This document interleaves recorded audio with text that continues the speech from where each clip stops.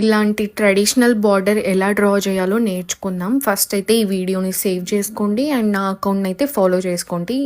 ఇలాంటి మంచి మంచి tutorials with tips and step by step ప్రాసెస్తో చెప్తున్నాను. సో ఫస్ట్ 4 లైన్స్ పైన 4 లైన్స్ కింద డ్రా చేసుకొని వాటికి హమ్స్ ఆపోజిట్ సైడ్స్లో హమ్స్ వేసేసుకున్నాను.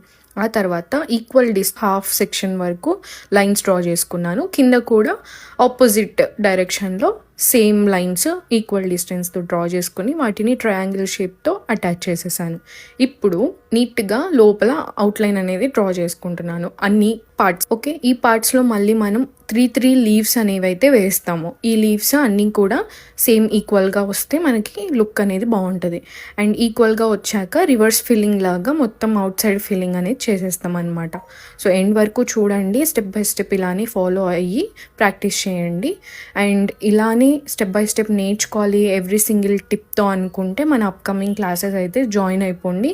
జూన్ 21st నుంచి ఈవినింగ్ బ్యాచ్ అయితే స్టార్ట్ అవుతుంది. జూన్ బ్యాచ్ అనమాట. Follow me for more.